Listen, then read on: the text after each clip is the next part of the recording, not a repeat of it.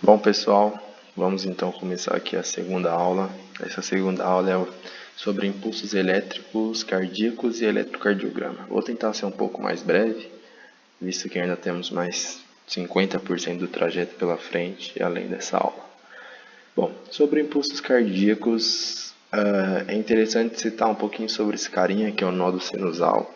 Novamente aqui eu continuo com as minhas limitações quanto a conseguir apontar as estruturas, mas pausem aí, dêem uma olhada na imagem, encontrem o nó do sinusal ali na base do átrio direito. Esse é o cara responsável por gerar a ritmicidade das contrações cardíacas. Tá, e o que ele tem de mais que permite a ele essa função? Ele é uma estrutura do coração, uma das 3 regiões que consegue fazer autoexcitação. Então ele não depende de um impulso ou de um estímulo, na verdade, externo para conseguir estar se gerando os potenciais de ação. Ele possui propriedades nessa região que facilitam a geração desses potenciais de ação.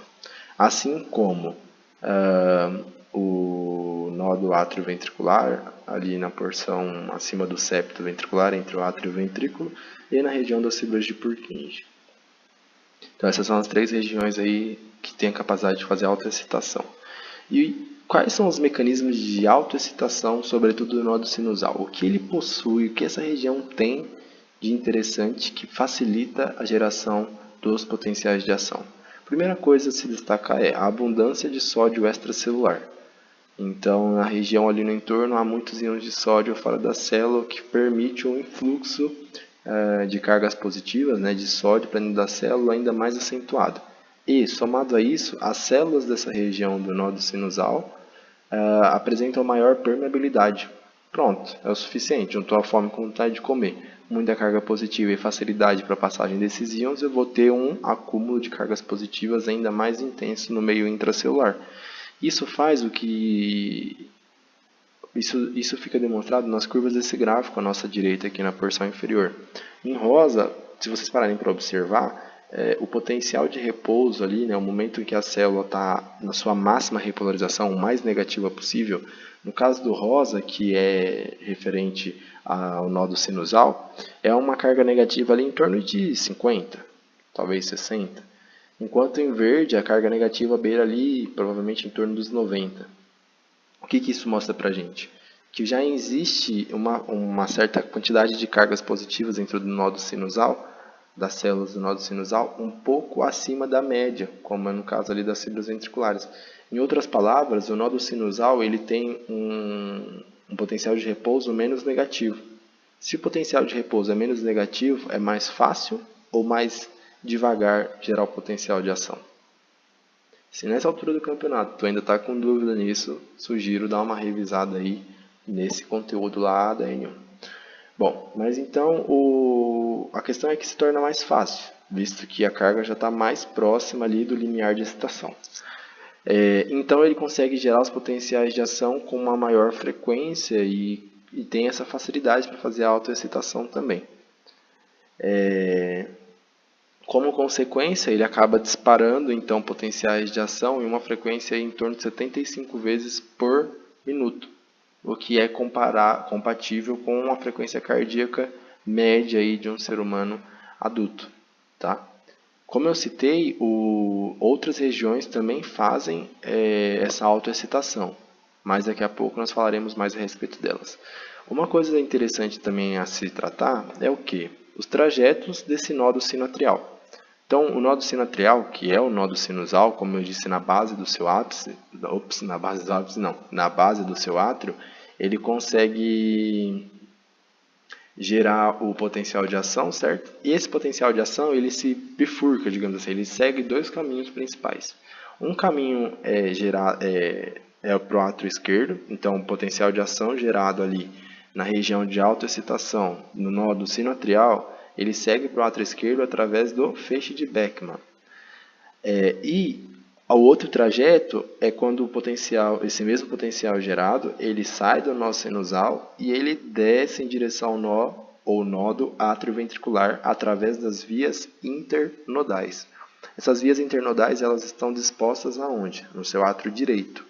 Então, conforme esse potencial vai descendo pelo átrio direito através dessas vias, ele vai despolarizando já as células atriais, no caso direito, e conduzindo esse impulso elétrico até o nó do átrio ventricular. Quando ele chega no nó do átrio ventricular, aí ele vai começar a descer, então, ali para os ventrículos, através do quê? Do feixe de His. Tá? Esse feixe de His, ele vai terminar aqui, ó, com as fibras de Purkinje. Tranquilo? Então ele chega descendo aqui e termina com as fibras de Purkinje. Na prática, o que a gente visualiza é isso aqui nessa imagem. Ó. Acabei de ver que temos uma setinha do mouse aqui. O impulso elétrico é gerado aqui no nó sinusal, ele se desloca até o nó do sino atrial através das vias internodais e também vai para o átrio esquerdo através do feixe de Beckmann. Depois ele desce do nó do átrio ventricular através do feixe de His, onde ele vai ter o ramo esquerdo e o ramo direito. E na sua porção terminal, aqui já na região do ápice do coração, ele então se distribui para as fibras de Purkinje. Tá. E aí, aqui a gente chega numa outra questão, que é o seguinte: o retardo desse impulso elétrico. Então, para quem está tendo dificuldade de enxergar isso aqui, nessa imagem é o nó do átrio ventricular. É aquela região ali entre o átrio direito e o ventrículo esquerdo. Esse nó do átrio ventricular ele está recebendo impulso nervoso proveniente do nó do sinusal ou sino atrial, que está chegando através do quê? Das fibras, ou melhor, das vias internodais. Tá? Quando chega o impulso aqui, esse impulso ele chega de maneira extremamente rápida, como vocês podem ver, da ordem de 0,03. Aí eu não lembro certinho, mas acredito que é milésimos de segundo, teria que dar uma confirmada. E a partir desse momento, ele então começa a sofrer um retardo. Ó. Ele demora cerca de 0,12 milissegundos para atravessar esse nó. E depois mais 0,16 ali na região do feixe de His. Fato é o seguinte: esse retardo ele é extremamente importante para que aconteça a contração do átrio em um tempo diferente da contração do ventrículo. Imaginem vocês se a sístole dos dois acontecessem ao mesmo tempo. Como que o sangue seria ejetado de uma câmara para outra? Seria muito complicado, certo? Visto que os dois estariam comprimindo. Então, com esse retardo proveniente do nó do átrio ventricular, nessa região aqui, dá tempo do átrio contrair e só depois o ventrículo contrair, de modo que o átrio consegue despejar o seu conteúdo dentro dos ventrículos. Beleza? Essa é a importância do retardo que acontece no nó do átrio ventricular.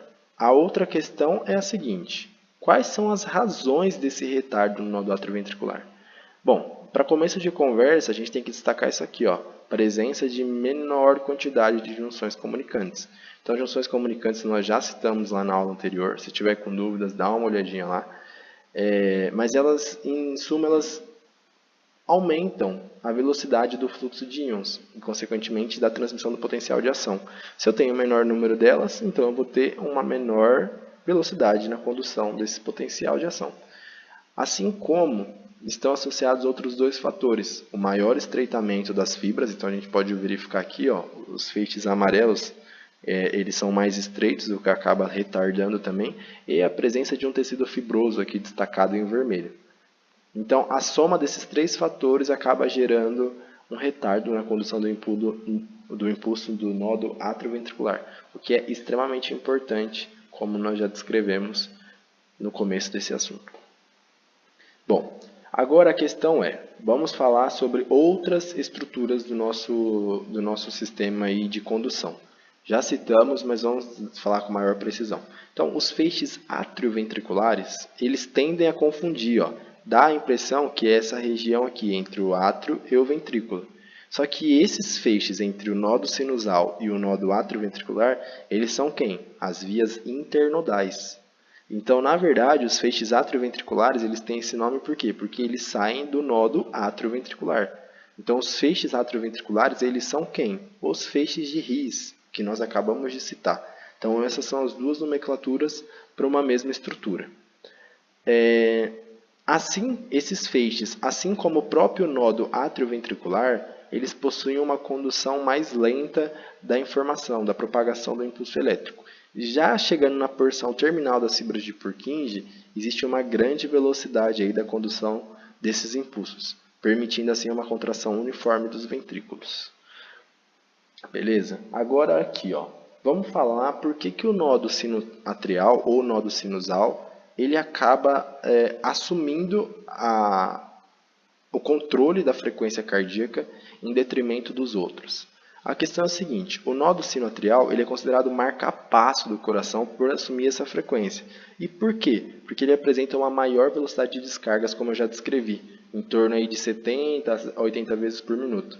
Diferente das outras regiões que são o nódo atrioventricular e as fibras de Purkinje, que apresentam uma frequência de disparos um pouco menor. Então, essas outras duas regiões elas acabam ficando como um mecanismo de step. São ativadas em momentos em que o nódo sinoatrial, o nódo sinusal, ele deixa de funcionar como deveria. Vocês podem observar que eu estou pulando algumas coisas que estão escritas aqui, mas aqui a ideia é que vocês possam estudar através dessas imagens e o áudio só para reforçar possíveis assuntos e dúvidas.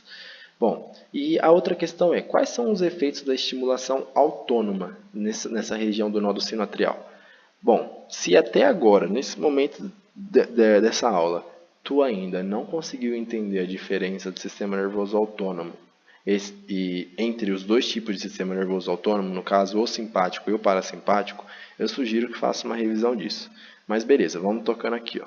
Então, existem duas principais divisões aí, descritas pela literatura, do sistema nervoso autônomo, parasimpático e simpático. Os dois têm a propriedade de não depender da sua vontade, eles são ativados de maneira involuntária. O simpático é aquele negócio ligado à luta ou fuga. Então, você espera que o seu coração esteja acelerado ou desacelerado durante uma luta e durante uma fuga. Provavelmente você espera que ele esteja acelerado, certo? Então, esse é o mecanismo observado. A ação do simpático ela acaba acelerando a velocidade cardíaca e a força de contração do coração fica aumentada. Mas a questão aqui não é somente quais são os efeitos no coração, mas sim como esses efeitos acontecem. Lembrando que o parasimpático, nesse caso, é um antagonista, então ele tem uma ação inversa. Bom, o simpático ele vai atuar através da noradrenalina. Essa noradrenalina, ao entrar em contato com a região do nódo sinusal, aumenta a atividade do mesmo. Se eu tenho mais disparos na região do nódo sinusal, eu vou, consequentemente, aumentar a força de contração e a velocidade de condução do meu impulso elétrico. O oposto acontece com a acetilcolina. Ela vai reduzir a frequência de disparos. Em alguns casos, essa frequência de disparos ela pode ser tão elevada que a gente acaba tendo um interrompimento dos batimentos cardíacos temporariamente. Só que isso não pode se prolongar. Se isso ficar postergado, poderá ocorrer prejuízos ao cérebro, o sistema nervoso central. Então, o seu corpo, imediatamente após alguns segundos, ele acaba realizando a ativação das fibras de Purkinje, sendo um marcapasso ectópico. Isto é, as fibras de Purkinje elas assumem o ritmo cardíaco, por isso marcapasso ectópico e não marcapasso natural. Beleza? Agora, falando sobre eletrocardiograma. Eu percebo muitos alunos tendo muita dificuldade em relação ao eletro, mas na verdade não é o fim do mundo. Não para aquilo que vocês precisam saber em relação à primeira prova, né, de eletro. É óbvio que o eletrocardiograma ele pode se tornar complicado conforme você avança nas derivações que você está analisando, conforme você avança nas variações propostas por cada doença. Tá? Mas no nosso caso, a gente vai estar olhando aqui o simples, o básico. Então, para começo de conversa, é interessante destacar que o eletrocardiograma é um exame simples, ele não é invasivo. Esse exame ele é realizado através daquelas plaquinhas que são coladas na região do tórax em alguns membros, como membro superior direito, membro superior esquerdo, perna esquerda. Além disso, essas plaquinhas, vale destacar que elas são chamadas do quê? De eletrodos, tá? E qual que é a ideia de colar, entre aspas, essas plaquinhas?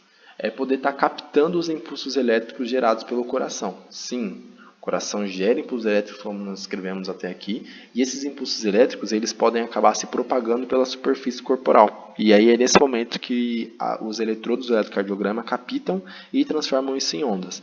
As regiões aqui que estão marcadas coloridas, V1, V2 até V6, elas dizem respeito a alguns locais de acesso dessas plaquinhas. Nós falaremos mais para frente, o nome disso são derivações, tá? Mas destacando aqui então a respeito do gráfico. O gráfico ele tem esse formato quando a gente analisa uma derivação específica e numa pessoa saudável. Tá? É importante que a gente entenda o que significa onda P, complexo QRS, onda T, segmento ST e segmento PR, ou também chamado de PQ. Por isso nós iremos analisar um a um agora. Então, ó, a onda P, que é marcada por esse trecho aqui, ela é o início da despolarização atrial. O que seria despolarização mesmo? Deixar a célula positiva, gerando um potencial de ação. Se eu gero um potencial de ação, eu consigo fazer o quê? Consigo estimular a minha contração daquela célula e propagar a informação para as demais células adjacentes. Então, toda vez que a gente vê onda P, se eu tenho despolarização do átrio, eu tenho contração do meu átrio, certo? Pelo menos uma pessoa saudável. E essa despolarização atrial, essa contração atrial, nada mais é do que a sístole atrial, ou em outras palavras, o esvaziamento do átrio. Então, todas essas frases que eu mencionei são formas diferentes de dar o significado para a onda P do eletrocardiograma. Quando a gente fala de intervalo PQ ou PR, como é mais usual, nós estamos nos referindo a esse ponto. Aí, atenção aqui na imagem, ou melhor, desculpa, desse ponto aqui, do início da onda P até o início da minha onda R. Tá?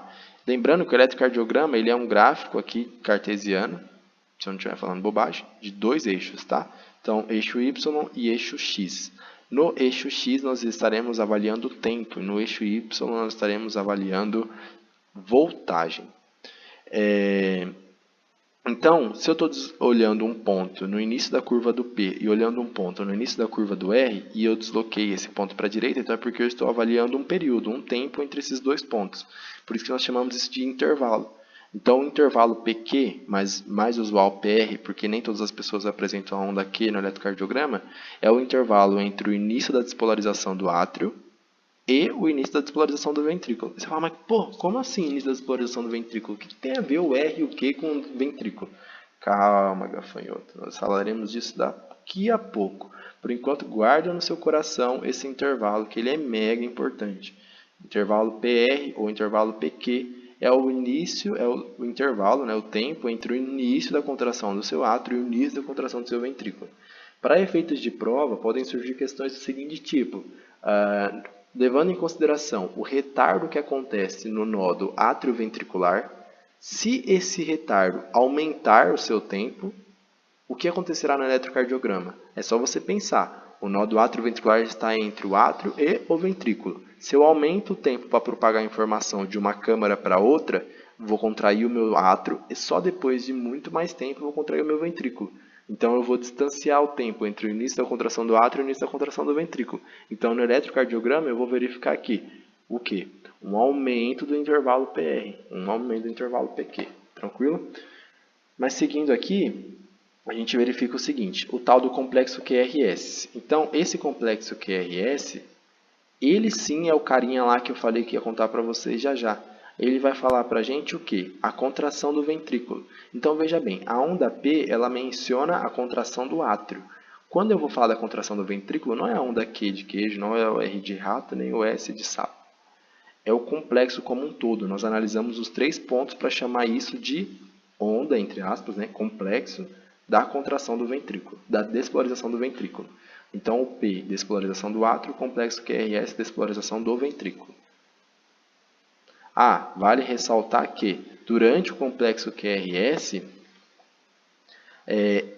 aqui embaixo existe uma onda que foi sobreposta. Seria a onda de relaxamento do átrio, a onda de repolarização do átrio. Então, no eletrocardiograma normal, nessa derivação, nós não conseguimos enxergar a onda que indica a repolarização do átrio, a diástole do átrio, o relaxamento do átrio. Tranquilo? Bom, avançando para cá, a gente vai então buscar encontrar quem? A tal da onda T. A onda T, que vai dar início agora, ela é o quê? O início da repolarização do ventrículo. Então, ela começa aqui e termina aqui. Então, ela vai falar do relaxamento do meu ventrículo. Então, olhando o nosso eletrocardiograma, nós temos o quê? P, contração do átrio. QRS, contração do ventrículo. E o relaxamento do átrio? Está aqui embaixo, não dá para ver. E o relaxamento do ventrículo? Onda T. E o intervalo RT, ou ST, como é mais usual? O ST seria a distância do início do S até o início do T. Ele vai indicar o quê? A duração da contração ventricular. Na verdade, é o QT, né? O início da contração ventricular e o início do relaxamento desse ventrículo. Começa com o Q e termina com o T, que é o início do relaxamento. Essa é a duração da nossa contração do ventrículo. Aqui nesse slide eu estou mostrando para vocês como fazer o cálculo da frequência cardíaca utilizando o eletrocardiograma. Então, para quem tiver curiosidade, eu vou deixar aqui as duas fórmulas, vocês abram o Guyton, que é a nossa bibliografia básica, e dê uma olhadinha lá. Aqui eu vou me prender a ensinar somente a segunda fórmula. Existe um valor fixo de caráter de 1500 milímetros, que é a razão dessa fórmula dar certo. Alguém calculou isso, chegou nesse valor de 1500 milímetros e a gente descobriu o quê? Que quando eu divido 1500 milímetros pela distância do RR, eu obtenho a frequência cardíaca. Tá, mas quem é esse RR? Bom, vamos pensar, ó. O nosso eletrocardiograma ele vai ficar sendo repetitivo, certo? Ele mostra um batimento cardíaco que termina onde? Na despolarização do ventrículo, na onda T. E aí ele mostra o início de um novo batimento cardíaco. Começa onde? Na onda P, contração do átrio. E assim nós vamos seguindo, certo? Então, cada batimento cardíaco meu, cada ciclo vai conter um P, um QRS e um T. E o novo ciclo, quando eu encontrar essas letras novamente, se trata de um novo ciclo. Então, se eu estiver analisando um espaço entre R e R, eu estou analisando entre o R de um batimento e o R de outro. Então, esse RR ele acaba indicando a distância entre dois batimentos, o tempo entre dois batimentos. Por isso, nós utilizamos o intervalo RR. Como que eu calculo esse intervalo RR? A folha do eletrocardiograma ela é diagramada, ela é cheia desses quadradinhos aqui, ó. Então você simplesmente conta esses quadradinhos pequenos, ou você simplifica contando um grandão e multiplica os grandões. Tem imagens que já vêm mais destacados esses quadradinhos grandes. E aí você descobrindo quantos quadradinhos tem, você vai na legenda, no caso a minha legenda está aqui à minha direita, e descobre qual é o tamanho de cada quadradinho. Nesse caso, o quadradinho vale 1 milímetro. Para essa segunda fórmula, a gente não vai usar o tempo, que ele também é equivalente a 0,04 segundos. Nós utilizaremos os milímetros. Ó, aqui o quadradinho grandão vale 5. Tá? Então, cada quadradinho pequeno vale vale 1. E quando eu junto 5 quadradinhos pequenos, eu faço um quadrado maior que vale 5. Mas beleza. Como a minha segunda fórmula usa a distância e não o tempo, então eu vou multiplicar o número de quadradinhos pelo valor de cada quadrado. Divido isso por 1500, essa é a minha frequência cardíaca. O aumento do intervalo RR, ele indica o quê? Um aumento entre uma contração e outra do tempo, certo? Então ele vai indicar uma bradicardia ou uma taquicardia. Reflitam e encontrem a resposta para a gente. Bom, agora essa é a última parte dessa matéria, que são as derivações de eletrocardiograma. O que são essas derivações? Resumidamente, pontos de coleta. Sabe aqueles lugares lá que eu citei lá no começo, de V1 até V6, aquelas coisas coloridinhas? Aquilo são derivações. São regiões onde você coloca o eletrodo. Tá? Depois vocês leiam ali com mais calma a importância dessas derivações. Elas são de 12 tipos, sendo 6 periféricas e 6 precordiais. As periféricas estarão entre os membros superiores e o membro inferior esquerdo. E as precordiais são aquelas 6 ao redor ali do seu coração. Além disso, elas podem ser divididas em dois tipos, bipolares e unipolares. No caso das bipolares, elas terão 2 eletrodos. E das unipolares, 2 também. Aí é para bugar a mente. A diferença é que na bipolar eu tenho 2 polos, positivo e negativo. Na unipolar eu tenho um polo positivo e um outro que é como se fosse um neutro, o outro eletrodo. Então, para você que está perdido aí, pedindo a Deus, véspera de prova, não está entendendo nada, vem comigo. De novo, derivações, pontos de coleta do sinal do eletrocardiograma. As importâncias estão no slide anterior. São divididas em 12, sendo 6 periféricas, 6 pontos de coleta nos membros superiores e inferiores, no caso inferior esquerdo. Eu vou falar disso nos próximos slides para ficar mais claro. E 6 precordiais, tranquilo? Beleza. Agora, bem tranquilo. A outra divisão é o seguinte, as derivações elas podem ser divididas em bipolares ou unipolares. Então, a periférica ela tem dois tipos, da bipolar e da unipolar. E a precordial? Vamos ver daqui a pouco. Então, guardem as 12 derivações, 6 de cada, que cada uma pode ser bipolar ou unipolar. E o que significa cada uma? Está escrito aqui no slide para vocês darem uma olhadinha. Aqui são as precordiais. Então, como eu falei, de V1 até V6 ao redor do coração. Lembrando que, mesmo quando a gente está falando de unipolar, existem dois eletrodos. A diferença é que um é positivo e o outro é o quê? Ele é indiferente. Então, no caso das precordiais, elas são todas unipolares. Então, um dos polos colocados aqui ao redor do coração, ele vai ser positivo, um dos eletrodos. E o outro eletrodo, que tem que ter um segundo, né, mesmo ela sendo unipolar, ou que é o neutro no caso, ou indiferente, ele vai ser colocado ou no membro superior direito, esquerdo, ou no membro inferior esquerdo. Fica a critério do médico que estiver solicitando o exame e isso é compatível com aquilo que você está buscando encontrar. É aí que começa a tornar o eletrocardiograma difícil. Essas variações devido às derivações. Já as derivações periféricas, olha a imagem, elas se resumem a combinações entre membros superiores e membro inferior esquerdo. Então você combina superior direito e membro inferior esquerdo, uma combinação. Superior com superior, duas. Superior esquerdo com inferior esquerdo, três. Beleza, fez 3 combinações? Agora lembrem que eu tenho 3 combinações que podem ser unipolares e 3 que podem ser bipolares, tá? Não, eu, na minha visão, acredito que não precisa decorar isso, mas entender o que são as derivações, os tipos, é o suficiente. Beleza? Essa foi a nossa aula 2 e até mais.